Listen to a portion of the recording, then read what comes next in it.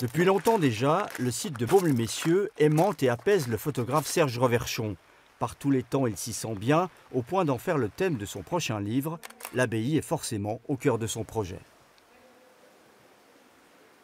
Quand on arrive déjà là, par le sas, on entre déjà happé en fait par la monumentalité, la majesté du lieu d'emblée, par la blancheur des pierres, par le silence en fait qui presque s'impose. Moment privilégié pour l'œil du photographe, ce véritable trésor flamand ancré dans le cœur de l'église.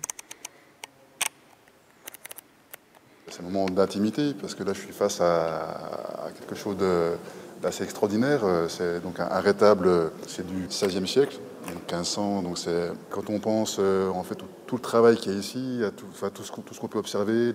On imagine tout le travail des sculpteurs, des doreurs, des peintres de l'époque, qui est excellentissime. Puis c'est un lieu que je sens assez chargé au niveau des énergies, quelles que soient les énergies de la nature, peut-être aussi spirituelles. Ce bien-être presque indicible qui le touche, Serge Reverchon va bientôt le partager et le prolonger dans son livre consacré à Baume-les-Messieurs, à paraître en novembre prochain.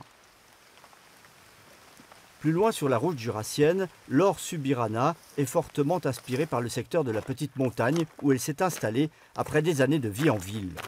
Je viens souvent ici en fait pour voir les animaux parce que quand on vient tranquillement, c'est un chevreuil qui disparaît dans la haie, c'est un renard qui sort là-bas dans le bosquet, un lièvre qu'on lève, et puis les vaches. Je suis accueillie dans ce paysage-là, ça m'apaise, j'y suis bien, j'y viens de jour, j'y viens de nuit, j'y viens par temps de soleil, j'y viens par temps de pluie. Je suis très très sensible en fait à tout ce qui se passe dans la nature. Et quand je suis arrivée ici, alors que je ne suis pas du tout originaire d'ici au départ, en fait j'ai eu l'impression d'arriver chez moi. On retrouve ce décor et cette passion pour la nature dans son premier roman Hasard et Perception Gabriel, qu'allie entre polar, fantastique et plaidoyer pour l'environnement. La nature parle, en tout cas moi elle me parle, elle parle à beaucoup de monde je pense. Qu'est-ce qu'on accepte d'écouter? Qu'est-ce qu'on refuse d'entendre?